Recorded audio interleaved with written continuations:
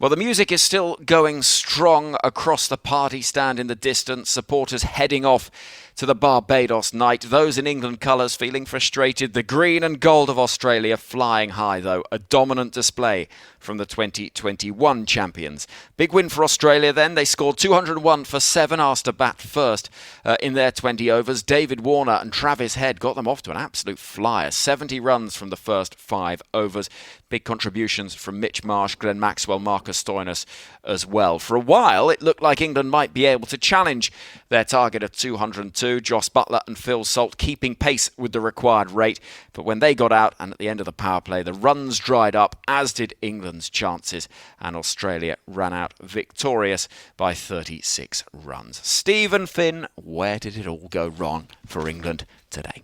Well, I questioned actually when the toss went up and Jos Buttler won it whether bowling first was the correct option. Looking at the surface as we did this morning, it felt as though it was going to become more tired as the game went on. There were a good amount of cracks on the good areas of the pitch, and as we look down upon the surface now, the edges and the sides of it look churned up, which suggests to me it was always going to get harder to bat. Then you add on top of that the opening 5 overs from Australia. Well, in fact, it was 4 of the first 5 overs. The first over went for 3, and then Australia scored 67 off the next 4 overs. It was utter carnage.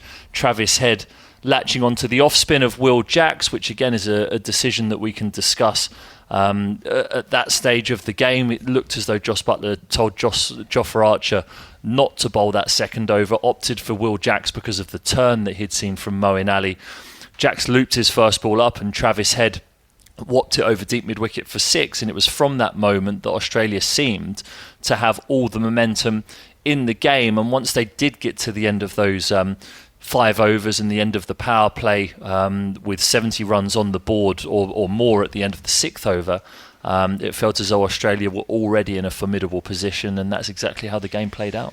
It'd be very easy to look at the scorecard and say, well, England won the toss and they asked Australia to bat first, Jeff, but both captains said they would have done exactly the same thing. Well, you look at what's been happening across this T20 World Cup. You've had difficult surfaces almost uniformly. They've been hard to read. Teams haven't known exactly how to go about their innings tactically, and so batting first can make that difficult. You don't know what's a good score, but 200, it turns out, is a pretty good score on most pitches, unless you're on one of the really, really flat ones in those early weeks of the IPL this past year. So I don't think anybody was expecting a score that big. I was certainly surprised at how consistently aggressive Australia were able to be across those first 5 overs, and the fact that it worked. England were able to do something fairly similar. You've got 2 opening partnerships of 70, and in the end the only real difference is that Australia did it in 5 overs and England did it in 7, and just that small bit of difference, Australia were able to score so quickly that they were able to give themselves such a big advantage that even Buttler and Salt going at 10 and over through the first 7 couldn't get them close enough for the rest of the order to make it up. Do you think England will look back and think, why on earth have we made the decision to have a bowl first? In hindsight, such an easy thing, Finney, but it is a surface that we know character-wise. I can understand you want to have a look at it and see how it behaves, but equally, surely they'll be wondering if they got that right. Yeah, I think the consideration and the reason why I think both captains at the toss probably didn't really know what they wanted to do, because that is a short boundary towards one side. As we sit here looking out of the media centre towards the left, it's the shortest boundary on the pitch, and the wind is also blowing that way. So often when you have power in your batting order, you back your batters in the second innings to be able to take advantage of that short boundary with the wind in order to make up any shortcomings that you might have had throughout the rest of the game. I think the thing that maybe people underestimated, and we're fortunate that we've watched 6 games here now, so we've seen how these wickets have been playing, especially during the daytime. And we had the foresight to be able to look at that information, but the wickets have got slower and harder to hit 6s on as the game has worn on, and that's certainly what happened today, which made, once England did lose Salt and Buttler in relatively quick succession, it was almost impossible for anyone coming to the crease to hit or find any sort of fluency. We had that foresight, but England did too as well, Jeff. I mean, we aren't exclusive in knowing how these pitches have been playing. True, there have been other teams able to have a look at it, but I think it did come down to that initial thing of wanting to put the ball in Australia's court, if we can mix our sporting metaphors, and say, well, what are you prepared to do on this pitch? Because Australia were so cautious and gradual the way they went about their innings against Oman. They didn't come out and try to rock 'em, sock 'em against the associate team who they played a few days ago, and so maybe that was in Joss Butler's mind, like, okay, well, are these guys willing to actually put the foot to the floor? It turns out the answer was yes. I actually think it was a little bit as well of, it was a chancing of the arm. It was that one ball from Jacks. It was floated up, and I think Travis Head would have thought, well, I've got to try and hit that for 6. And it was full of length, and he hit it. I think then he sensed an opportunity, and because he's come off the back of an IPL batting in that manner, with the confidence of that over then went massive. And then immediately as a bowling team, no matter what surface you're bowling on, you're chasing your tail a bit. You then bowl a tight line. Mark Wood bowled the next over from the end where Will Jacks got whacked from. He bowled a tight line to the left-handers and kept getting help to that short boundary again. So there was an element of execution in amongst there as well, that if England had have taken a step back, maybe in hindsight they'd have changed the way that they'd have bowled in those couple of overs as well that were massive. They both went for 22 runs. You were very adamant that... Can you be very adamant, Jeff? I look to you as a linguistical expert. If you're adamant, you're adamant. You can't be slightly adamant, so you probably can't be very adamant either. So a little bit. The thing we need to wipe out of our language is a little bit. I was a little bit gutted by that. What? A little bit? A little bit gutted. A little bit outraged. A little bit adamant. Well, we can confirm that. There we go. England were adamant, or rather you were adamant, Finney, that England should play Reece Topley in this game. They didn't. They stuck with the same 11. Will they be regretting that? Well, I think, and my reasoning for thinking that Reece Topley should play this game is that you want to take wickets and you need to take wickets in the first 6 overs, and Reece Topley has been very good at doing that when he has played for England in white ball cricket. More often than not, he's taken wickets inside those first 6 overs with the new ball. You then look at the bowlers that have had success on these pitches at this ground in front of our own eyes, and it's Ruben Trumpelman, it was Mitchell Starc. It's guys who get the ball full with left arm and swing it. Then you look at the Australian top order and you realise that they have a little bit of a propensity to be able to... sorry, I'm trying to wind Jeff up there. They have a propensity to get out to left arm swing bowling. All things considered, it felt as though he might have been a good option to play in this game. And I definitely think in hindsight now they're probably looking upon that decision as a misstep. Especially Travis Head, the closing stages of the IPL. Mitchell Starc, Arshdeep Singh, I think both got him out, left arm swing. That's been a notable weakness with him opening the batting. Let's hear from the England captain then. I had a very brief chat. He was a busy man at the end of the game, but here on the Test Match Special podcast, we will make sure you hear from all of the key figures throughout this tournament. I spoke to the England captain, Joss Butler. Yeah, I thought we were outplayed today by Australia. I thought they played really well in the power play, put us under a lot of pressure straight away. We thought we fought well, but I thought they bowled really well to the conditions. I think obviously it's quite extreme, this short side and the wind, but I thought they bowled really well and made it tough for us in those middle overs to keep the momentum. Both captains wanted to have a bowl. Did the surface behave differently to how you expected? Yeah, I think both captains were a little bit unsure as to how it was going to play. And when you do have such a short boundary with the wind, it's sort of difficult to know what a great score is. I thought we probably just gave them a few too many sort of softer boundaries. I thought they made us, a couple of those sixes is trying to, can you get hit somewhere else or even go for a 4? So they put us under a lot of pressure. They played well, that's the situation throughout the game. And just finally, big wins needed. It's simple as that. Yeah, simple as that. That we know the position we're in. It's exactly laid out for us how we need to go about it. We can review this game and move on and plan for the next one. Well, his messaging pretty clear, and the tone of voice as well. Finney, he's focused, but he's keen to be positive, and it feels to me that he knows he's got no choice here because there's huge pressure on England all of a sudden. There is big pressure on England, but the thing that will give them heart is this was clearly their most difficult game in this group stage. The washout against Scotland was really disappointing for the fact that it now leaves them needing to definitely win these next two games to not guarantee, because that also depends on the Scotland versus Oman result in their next game. But if Scotland win that, it means that England need to win their next two, and they need to win them well. It makes the equation very simple for them. They know the manner in which they have to play. They have to play with that positivity that we've seen them play with over the last 8 years. They have to modify that style slightly on these pitches that we're seeing here in the Caribbean at the moment. But yeah, they move Ireland, move to different shores in the next few days, and that might give them the freshen up on a different surface to be able to reconnect with that positivity that when they find it, and when they do that, they can be very, very dangerous. They've taken a heavy net run rate hit, England. They're minus 1.8 at the moment, which is substantial. Obviously, that's off one game, so that can change quite substantially if they put a decent win in there as well. But they're a long way behind. So Scotland a positive 0.7, England a negative 1.8.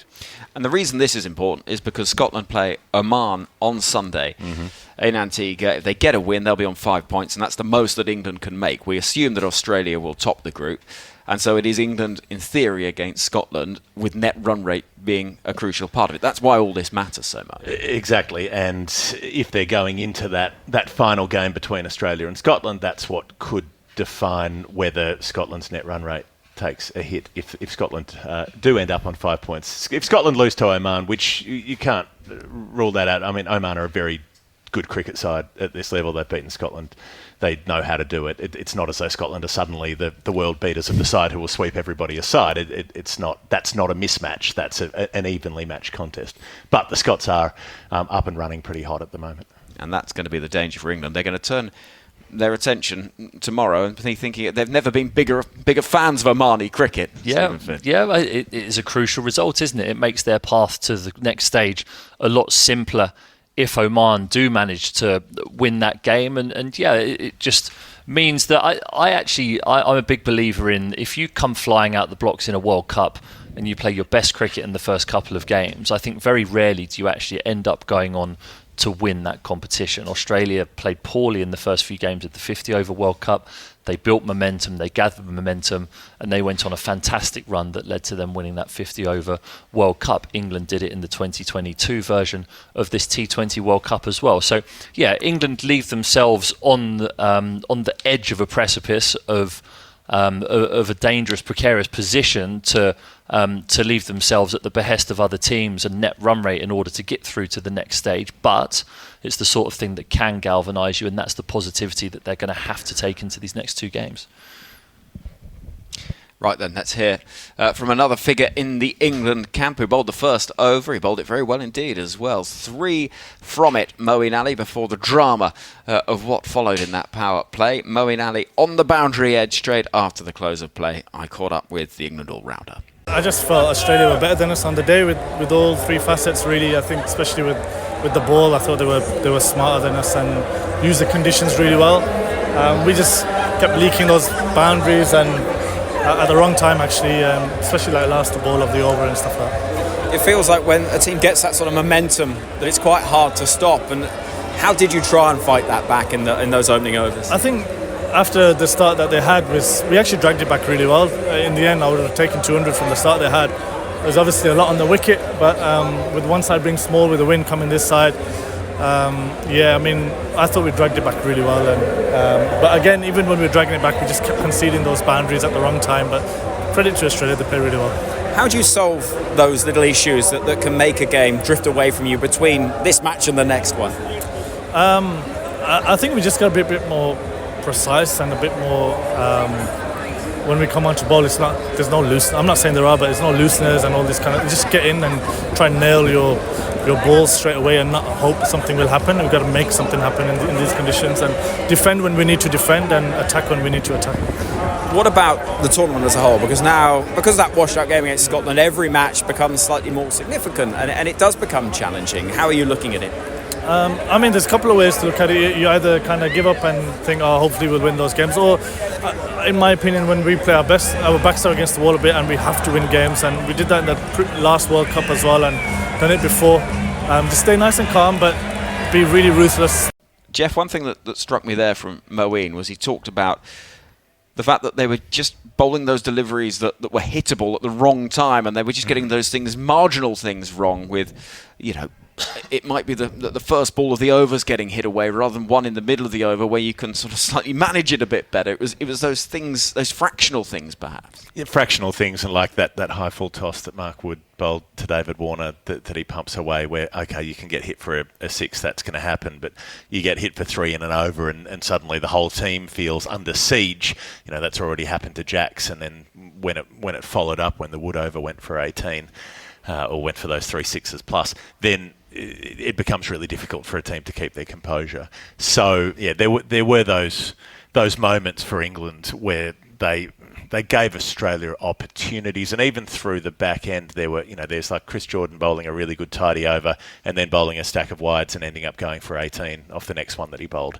Moments like that where when it was a bit more difficult, they still allowed they allowed Australia's middle and lower order to not to make big scores individually, but to make fast scores. Stoinis, David, Wade were all able to contribute, to hit boundaries, to hit sixes towards the back end. England struggled to find rhythm towards the back end of their run chase, and of course it's very difficult when you see that scoreboard required rate going up, Finney. But the fact that the pitch behaved with such challenge for the batters, and England failed to meet that challenge, is that a concern? Look, I think it's clearly a concern that they conceded 200 runs, I think, and the bowling in both games hasn't looked quite up to scratch. And in a run chase like that, it's very difficult, and we've said it in every game that we've covered here in Barbados, that it's very difficult to just come in and hit your strap straight from ball one with the bat in your hand. And I think that England did gift with the ball too many opportunities for the Australians to easily hit sixes. And yeah, I don't think you can look too much into the batting side of things in those latter overs, because it's not like they weren't trying to hit sixes. It's not like they weren't trying to score the runs. They were just in the face of some Australian bowlers who were intelligent. Adam Zampa had the match-defining performance with the way that he came into the attack when England had got a fantastic start, 73 for none.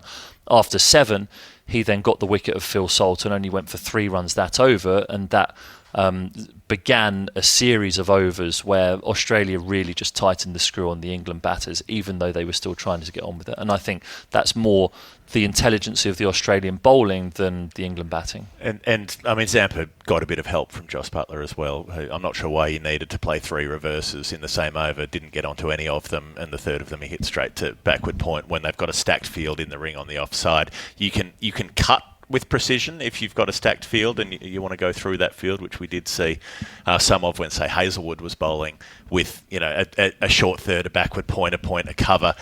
Salt particularly was still able to play cut shots through that field. I don't know if you can have the same accuracy reversing. You can hit it powerfully, but not necessarily with the same precision, and he ends up giving up a comfortable catch. I was interested, Moeen saying that Australia better in all 3 facets of the game, and I gave him a bit of an out with England's build-up, saying the rain-affected matches or whatever, but as he said, and this is the quote, most of us were playing the IPL, there's no excuse, you can't have those excuses, cricket here is completely different, the conditions are different. And so England, clearly, they're not looking for excuses, they know they've underperformed. Absolutely, yeah. They're not silly, they know that they have underperformed. But I think, in contrary to Moeen's point, the batting unit has been playing in the IPL. They've been consistently playing and batting, and a lot of them have been scoring runs, actually. But you look at Wood, Archer, Jordan, Rashid, 4 of your main 5 bowlers here, out in the middle today, hadn't been playing IPL cricket and hadn't had any match competition. They had 2 games washed out against Pakistan. They had 10 overs in the field where they looked a bit rusty against Scotland, and then coming in against a well-oiled, battle-hardened Australian team who almost all of them have been away playing IPL cricket, and in that match-hardened scenario. And I think that also makes a big difference, but you won't hear excuses from that England dressing room because that's not the characters that they are. Australia need 1 win to guarantee that they can't be caught by this England side. And what of Australia, Jeff? We've spoken about the Cricket Grand Slam, having won the 50 over World Cup last year and the World Test Championship as well. Really impressive today. Well, today was a real flexing of muscle, and I wasn't sure if they had that in them at this stage, or if they were. Obviously, they have the capacity to play a really aggressive way, but they don't always necessarily choose to do that. Sometimes they go a more conservative kind of route, as we saw when England were attacking a lot through the Ashes last year. Through parts of the 50 over World Cup, you had a lot of other teams being much more aggressive batting-wise, although there were moments when Australia did explode. But I wasn't sure if that was going to be the route they would take, given the way they played in the Oman game and given the conditions out here. So it was a surprise to see just how cleanly they basically won the game in the first 7 overs. Well, Group B looks like this. Australia on 4 points, Scotland on 3, Namibia 2, England 1, Oman on 0. And the heavy nature of the defeat means England do need big wins over Oman and Namibia. Scotland, as we mentioned, play Oman on Sunday. So all England fans will be cheering on Oman in that game in Antigua.